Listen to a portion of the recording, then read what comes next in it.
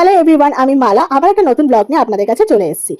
পৌষ পার্বণটা সবে কালকে গেল। তো কালকে পৌষ পার্বণ ছিল বলে আমি রোববার দিনকে পৌষ পার্বণের জন্য কেনাকাটা করতে গিয়েছিলাম। খুবই একটা সামান্য আয়োজন করেছি, সেটা আপনারা অবশ্যই দেখেছেন ভিডিওতে যে আমি কি কি কিনেছি। কিন্তু আমাদের এবছর নিয়মে কিন্তু নেই, তাও কিন্তু করতে হয়েছে, মনটা যেহেতু মানছিল না। নিয়ে এসেছি চালের গুঁড়ো, এখানে 2 রকম গুড় আর নারকেল আর একটু ঘি। আর নিয়ে এসেছিলাম দুধের প্যাকেট, তার সাথে নিয়ে এসেছিলাম আমাদের মুড়ি, চিড়া, খই এইসব খেতে হয় সেগুলো কিনে নিয়ে এসেছিলাম। ঠাকুরকে এবার নিয়মমন্ত্র করে দিইনি কোনোভাবেই, যেটা আমরা দিই মানে পিঠে পুলি সেগুলো কিছুই দিইনি। কিন্তু এবার আপনারা জিজ্ঞাসা করবেন তাহলে কিসের জন্য পৌষ পার্বণটা মানানো। পৌষ পার্বণটা মানানো এই জন্য, কেননা প্রতি বছর আমার বাবা এই পৌষ পার্বণে পিঠে পুলি, চিড়া, দই এইসবের জন্য খুব একটা এক্সাইটেড থাকতো যে কখন হবে আর কখন সব খাওয়া হবে। তো সেটার জন্যই এবছর আমার মনটা আর আমার মায়ের মন কিছুতেই মানতে চাইছে না যে মানুষটা যে আর নেই আমাদের মাঝে।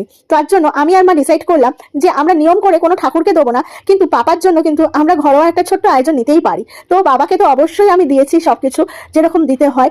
জানি না বাবা কতটা খুশি হয়েছে, যদি মুখে শুনতে পারতাম যে সে কতটা খুশি হয়েছে, তার থেকে বড় খুশি হয়তো আমি হতাম। তো যেখানে থেকো ভাপা, ভালো থেকো।